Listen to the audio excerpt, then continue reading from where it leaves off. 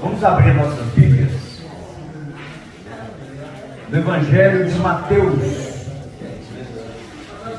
Mateus capítulo 6. E nós vamos ler o versículo 5 ao 13. Mateus capítulo 6, versículo 5 ao 13. Vamos pedir ao Espírito Santo para conduzir esta pregação, porque tudo é para Ele, por Ele e para a glória dEle. Espírito Santo de Deus, eis a palavra que será ministrada, que é o nosso alimento espiritual. Que o Senhor possa me usar para trazer a mensagem, tanto a mim quanto aos meus amados irmãos, para que possamos sair daqui alimentados pela Tua palavra. A Tua palavra que é lâmpada para os nossos pés e luz para o nosso caminho. Que as nossas mentes e que os nossos corações agora estejam cativas à palavra do Senhor, em nome de Jesus. Amém e amém. Irmãos, diz assim, Mateus capítulo 6, versículo 5. E quando orarem, não sejam como os hipócritas, que gostam de orar em pé nas sinagogas e nos cantos das praças para serem vistos pelos outros. Em verdade, lhes digo que eles já receberam a sua recompensa. Mas, ao orar, entre no seu quarto e, fechada a porta, ore ao seu Pai que está em secreto. E o seu Pai que vê em secreto lhe dará a recompensa. E orando, não usei de vãs repetições como gentios, porque eles pensam que por muito falar serão ouvidos. Não sejam, portanto, como eles, porque o Pai de vocês sabe o que vocês precisam, antes mesmo que lhe peçam. Portanto, orem assim: Pai nosso que estás nos céus, santificado seja o teu nome. Venha o teu reino e seja feita a tua vontade, assim na terra como no céu. O pão nosso de cada dia dá-nos hoje. Perdoa as nossas dívidas, assim como nós também perdoamos aos nossos devedores. E não nos deixes cair em tentação, mas livra-nos do mal, pois teu é o reino, o poder e a glória para todos sempre. Amém. Amém. Irmãos, hoje comemora o Dia dos Pais. Mas precisamos entender sobre essa comemoração. O Dia dos Pais surgiu nos Estados Unidos, impulsionada por Sonora Louise Smart, que queria homenagear o seu pai. Com a perda da mãe, ela achou que deveria homenagear o seu pai, um veterano de guerra, após a perda da sua mãe. E foi comemorado o primeiro Dia dos Pais mundial em 1953. Já aqui no Brasil, a data foi idealizada pelo publicitário Silvio Benning, com o objetivo de fortalecer os laços familiares e também impulsionar o comércio. Já no Brasil, a primeira celebração ocorreu em 16 de agosto de 1953. Agora, a minha pergunta para vocês é: quem ainda tem o papai terreno aqui na terra, o pai biológico? Quem ainda tem? Levante a mão, por favor, quem ainda tem. Glória a Deus. Quem perdeu o papai biológico? Levante a mão, quem perdeu o papai biológico? Então a grande maioria aqui não tem mais o seu papai terreno, biológico, porque Deus já o recolheu, Deus o já chamou, porque a morte e a vida está no poder de Deus. E só Ele tem o controle para poder dar a vida, como também poder dar a morte. Só Deus. Jesus aqui está ensinando os seus discípulos sobre uma oração que vai fazer toda a diferença. Uma oração que ele começa chamando Deus de Pai. E ele coloca no plural: Pai nosso que estás nos céus. E Jesus, irmãos, é tão maravilhoso, e ele é tão bom, que o Pai dele, ele transporta o Pai dele para vocês. Ou seja, ele também é o nosso Pai. Para alguns, ter a imagem e pensamentos do Pai que já se foram, para muitos não é boa. Mas para alguns fica na memória aquilo que o Pai esforçou e deu o bem maior sobre os ensinamentos para os seus filhos. Um Pai carinhoso, um Pai amoroso, um Pai que foi companheiro, um Pai amigo. Mas infelizmente para muitos, não só aqui em Belo Horizonte, mas no Brasil e no mundo, infelizmente, os pais são considerados, muitas das vezes, monstros. Mas eu quero dizer para você que Jesus hoje nos ensina, através da oração do Pai Nosso, sobre um Pai amigão, um Pai companheiro, um Pai que está conosco nos momentos tanto difíceis quanto nos momentos alegres. Deus. Eu quero dizer para vocês, irmãos, que Deus, em Gênesis capítulo 1, versículo 27, Deus criou o homem conforme a sua imagem, conforme a sua semelhança. Deus criou o homem e a mulher. Aqueles que não aceitaram o Senhor Jesus Cristo, ainda como Senhor e Salvador das suas vidas, eu tenho que falar isso aqui à frente, que eu tenho que passar ensinamentos verdadeiros. Ainda, me desculpem falar, mediante ao cristianismo, aos ensinamentos teológicos, ainda não se tornaram filhos de Deus. Pastor, o que é isso, pastor? Isso é uma heresia que o Senhor está falando aí à frente? Irmãos, a Bíblia é bem clara. No Evangelho de João,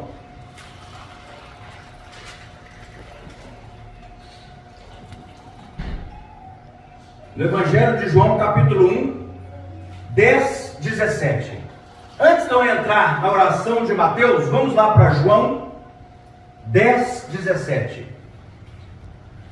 Porque ainda muitos seres humanos, por ser a imagem e semelhança de Deus, ainda são criaturas e não filhos de Deus. Vamos lá para João, porque eu tenho que passar para vocês ensinamentos verdadeiros, porque senão o Deus, o nosso papai, vai me cobrar. João capítulo 1, versículo 10. Ele diz assim: o verbo estava no mundo, o mundo foi feito por meio dele. O verbo aqui é Jesus Cristo, mas o mundo não o conheceu. Ele veio para o que era seu e os seus não o receberam.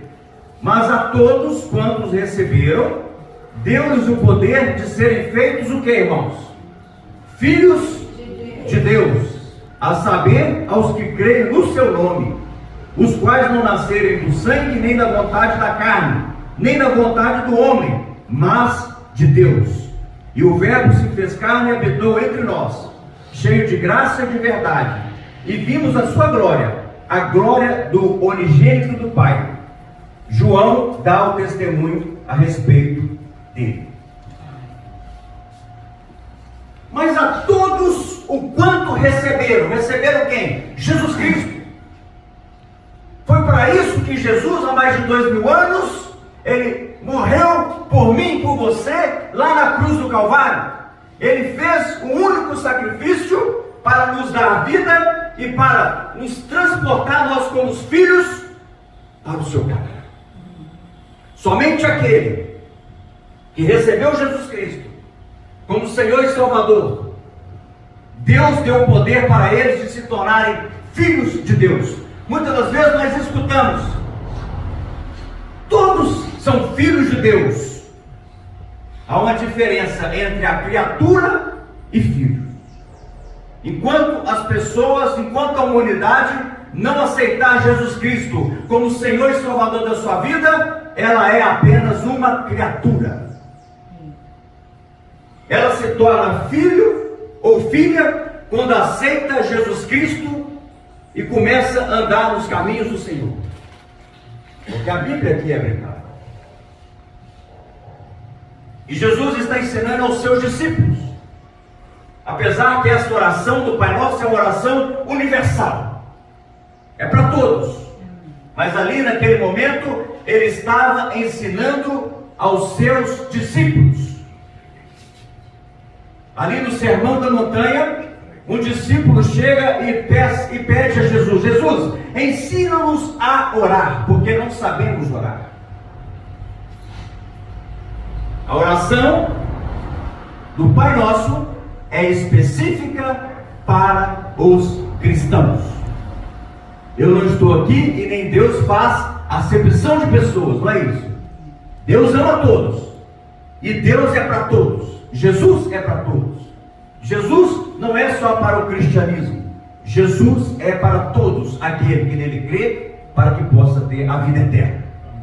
Então Jesus está explicando para o seu discípulo: portanto vós orareis assim, não como os hipócritas que muitas das vezes estão em pé nas praças, nas ruas, e querem ser vistos pelos homens. Não como eles, não como os gentios que muitas das vezes que presumem do seu muito falar e acharão que são ouvidos, vivem pedindo a Deus todos os dias a mesma coisa. Não, vamos virar a página, vamos virar o quadro, vamos virar o disco. Jesus ele explica que Deus, ele sabe tudo o que você precisa, até antes a palavra ainda não saiu da boca, porque Deus conhece tudo que você precisa. Deus conhece os seus pensamentos. É isso que Jesus está nos ensinando. É isso que Jesus está ensinando aos seus discípulos sobre a oração do Pai Nosso. Eu lembro que eu fiz algumas viagens para Caldas Novas de ônibus. É bênção. Uma viagem um pouco longa, mas quando nós adentramos aquele ônibus, a primeira coisa antes de viajar, eles falam assim: vamos rezar 5 Ave Marias e 10 Pai Nosso. Antes de seguir viagem, antes de pegar o motorista, a condução daquele ônibus para poder viajar, eles falam: vamos rezar, ou seja, 5 ou 10 Ave Marias, ou 5, 10 Pai Nossos. Irmãos, Jesus ensina a oração correta do Pai Nosso, e não é por muito eu e você dizer que seremos ouvidos. Muitas das vezes é o que nós temos para oferecer a Deus com sinceridade e o que passa dentro do nosso coração, a nossa intenção, porque Deus conhece a intenção do coração de cada um. E quando você entra naquele quarto, onde Jesus está dizendo: entra lá no seu quarto, fecha a porta, e ali você vai ter um lugar secreto, só entre você e Deus, ninguém está vendo, mas o secreto é Deus que vem oculto, Ele vai te abençoar. Não precisa exposição.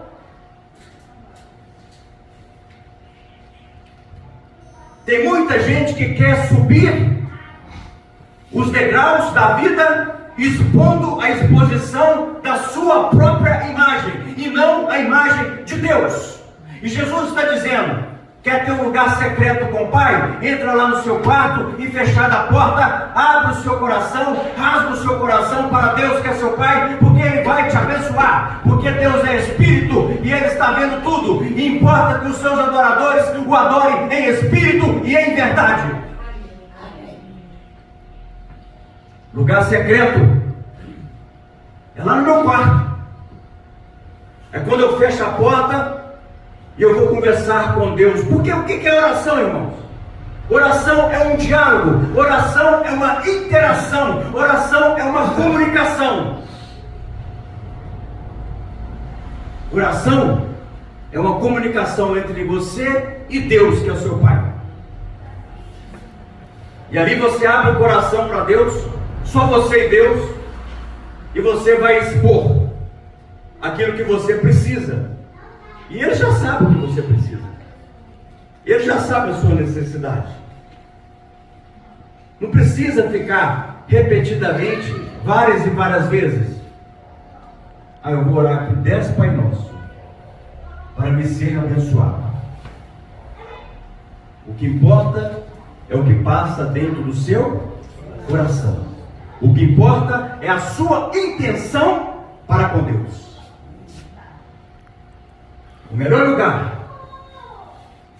para você ter a sua intimidade com Deus é lá no seu quarto.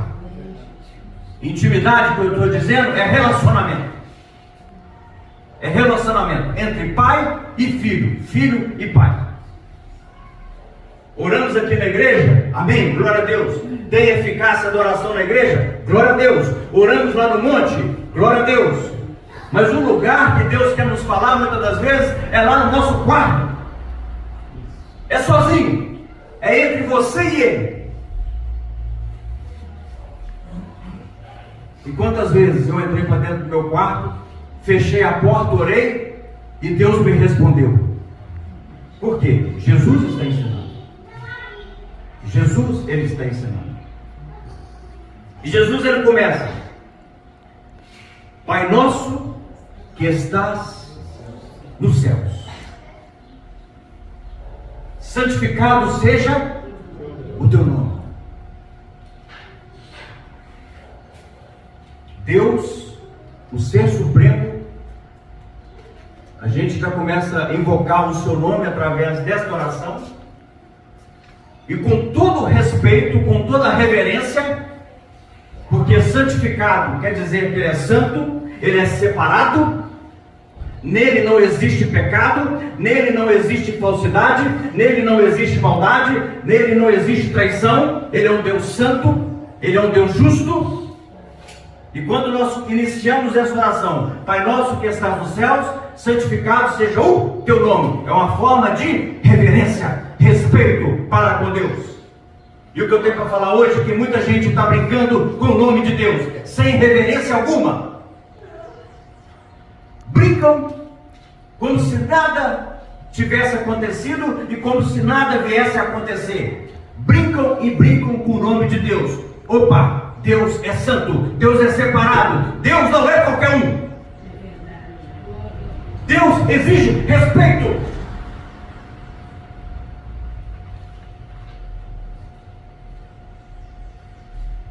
Direto eu escuto: o sangue de Jesus tem poder, e tem poder mesmo. Mas na boca de muitos profanos, de muitos ímpios, que não tem comunhão nenhuma com Deus. Ei, espera aí, para. Deus é santo, o nome de Jesus é santo. E sabe que é um dos mandamentos que Deus ordenou a Moisés: não tomarás o nome do Senhor em vão. Exige respeito, exige reverência.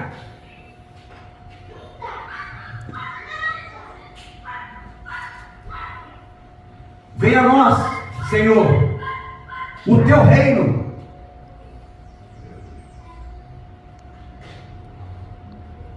Seja feito a tua vontade. Opa, mas que coisa difícil é essa?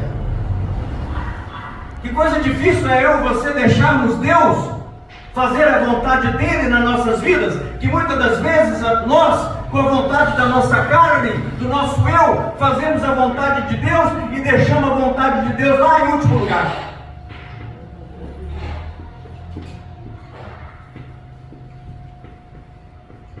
Seja feita, Senhor, a tua vontade e não a minha. E você pode saber, e você pode ficar maravilhado, porque a vontade de Deus, ela é boa, ela é perfeita e ela é agradável. Ela tem o melhor para a situação da sua vida. Não é a sua vontade, e sim a vontade de Deus. Quando você deixa a vontade de Deus agir sobre a sua vida, bênçãos e bênçãos vêm sobre você. Mas pastor, como é que eu vou dominar a minha vontade? Irmãos, nós temos corpo, alma e espírito. A alma é a sede das nossas emoções, onde vai processar os nossos sentimentos no dia a dia. Alma, ela vai captar emoções que muitas das vezes vai atrapalhar o agir de Deus na nossa vida. Então nós temos que ter o domínio próprio, nós temos que ter o fruto do Espírito, para que a alma seja disposta a adorar em reverência a Deus. Porque se nós formos olhar para nós mesmos, nós vamos deixar Deus lá no último plano. O próprio apóstolo Paulo, ele disse: aquilo que eu quero fazer, eu não consigo fazer. Mas por quê? Porque o espírito dele estava encarnado numa matéria, num corpo físico. E isso tem ligações com a alma. Então Deus, seja feita a tua vontade nas nossas vidas e não a nossa vontade. Porque enquanto, irmãos, você estiver fazendo a sua vontade, você vai ficar dando murros em ponto de faca, você vai ficar dando cabeçada para todo lado e não vai chegar a lugar nenhum. Mas quando você deixa Deus fazer a vontade dele na sua vida, você pode preparar que bênçãos e bênçãos e bênçãos vão chegar na sua vida.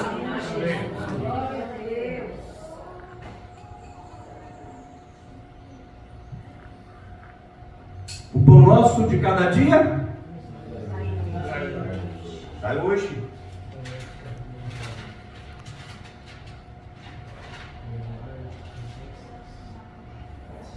Nós pedimos uma previsão material, uma necessidade básica de alimento para o dia de hoje, reconhecendo a dependência de Deus para o nosso sustento.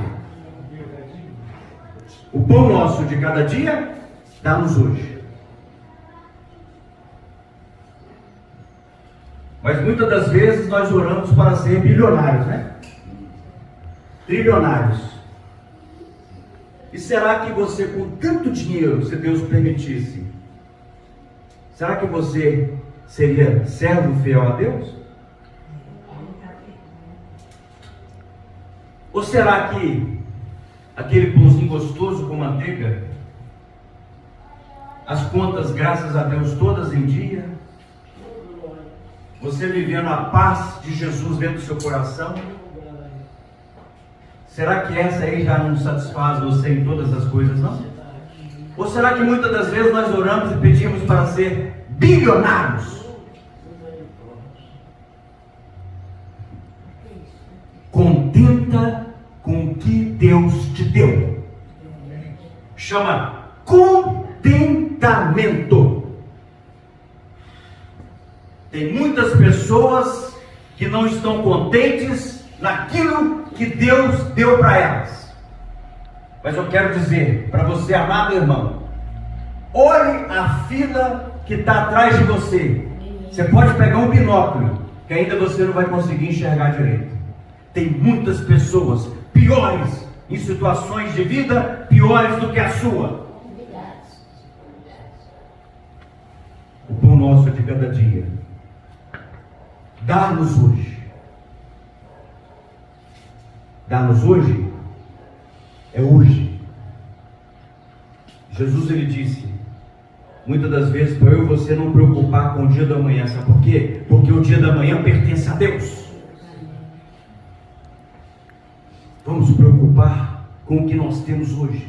Vamos agradecer a Deus com o que Ele nos concedeu e o que nós temos hoje.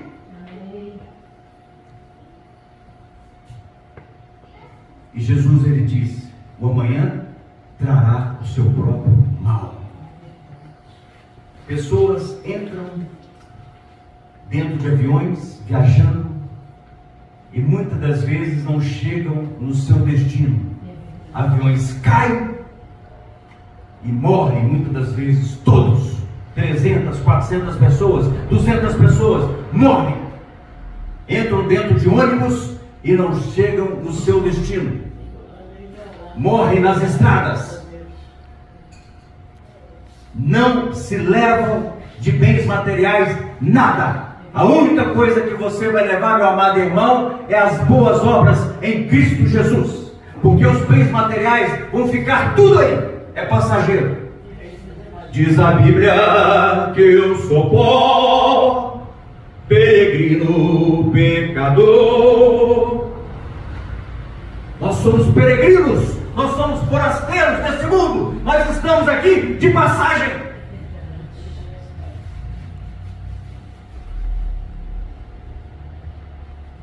Diz a Bíblia que eu sou pó, peregrino, pecador. O que mais, irmão? Vamos ver. Foi por amor.